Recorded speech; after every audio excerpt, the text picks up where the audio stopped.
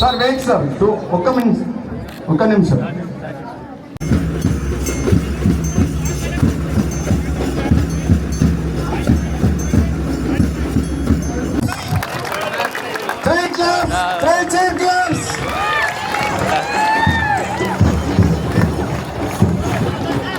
గడన్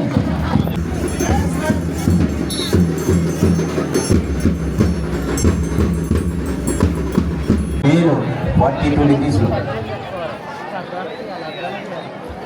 sir వేరే వాళ్ళని ఎవరు పంపలేదు సార్, ఓన్లీ క్రీడాకారులను. Kumar sir only sports.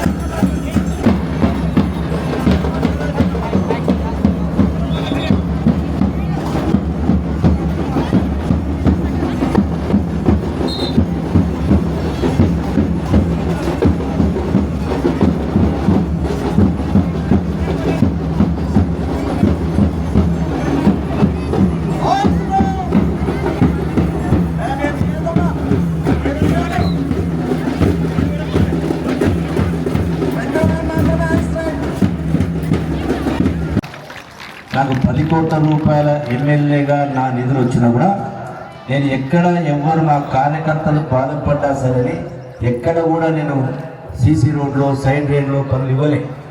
కేవలం విద్య కోసం, చదువుల కోసం, విద్యార్థుల కోసం, ఆటపాటల కోసం నేను ఏర్పాటు చేసిన చెప్పడం జరిగింది. వారికి నేను ఇచ్చేది ఏర్పాటు చేస్తా. నాకు అవైలబుల్ ఉంది కూడా ఆ నిధులు అట్టే తీసుకెట్టి ఇంకా 200 crores ఉన్నాయి నా దగ్గర. సో చదువుతో మంచిగా అట్లాగే హాస్పిటల్ సమస్య చేసి కన్వర్ట్ చేస్తాం.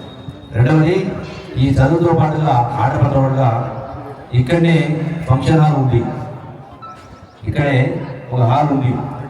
నేను టూరిజం శాఖ మంత్రిని కూడా, పిల్లలు వినాల, నేను టూరిజం శాఖ మంత్రిని, కల్చరల్ మంత్రి కూడా. కల్చరల్ మంత్రి, కల్చర్ అంటే సంస్కృతి, కల్చర్ అంటే జస్ట్ ఆటపాటలే కాదు, కల్చర్ అంటే సంస్కృతి, సంస్కృతి అంటే జీవన విధానం. ఆ జీవన విధానంలో ఆటపాటలు అన్ని శాఖలకు వర్తిస్తుంది.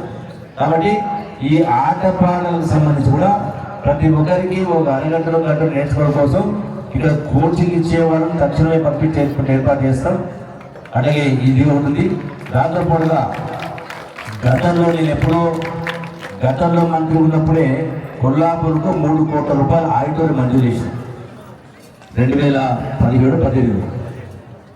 అది పుష్కాకరెడ్డి పేరు కూడా ఏం లేదు.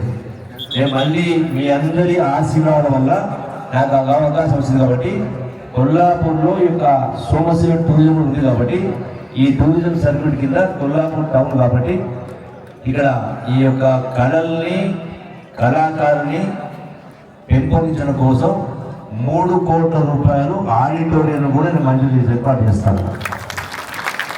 మీకోసమే నేర్చుకోవాలి, తక్షణ మంజూరు చేసి ఏర్పాటు చేస్తా. ఈ వారం 10 రోజుల్లో ఆటోస్ ఏర్పాటు చేస్తా, ఎక్కడికక్కడ రెడీ చేస్తాం. నా రిక్వెస్ట్ అంటే ఈ విద్యార్థులతోటి మీ భవిష్యత్తు, బంగారు భవిష్యత్తు కావాలంటే మీరు ఎట్లయితే ఈ ఇల్లు కట్టాలంటే గుణాది ఫౌండేషన్ అంటే గుంతం తీయడం, పిల్లర్స్ పోయడం, స్టీల్ కట్టడం, కప్పేటప్పుడు ప్లాన్ ఉంటుంది. ఈ బిల్డింగ్ కూడా ప్లాన్ ఉంటుంది. అట్లాగే మీ జీవితం కూడా బాగా కావాలంటే ఒక ప్లాన్ ఉండాలి. ఏం చదవాలా, ఎట్లా చదవాలా, ఎట్లా టైం వేస్ట్ కాకుండా ఉండాలా, ఎక్కడెక్కడ ఏమైనా దొరుకుతుంది చేసే కార్యక్రమం చేయాలి. నేను మరొకసారి చెప్తున్నా, దీంతో పాటుగా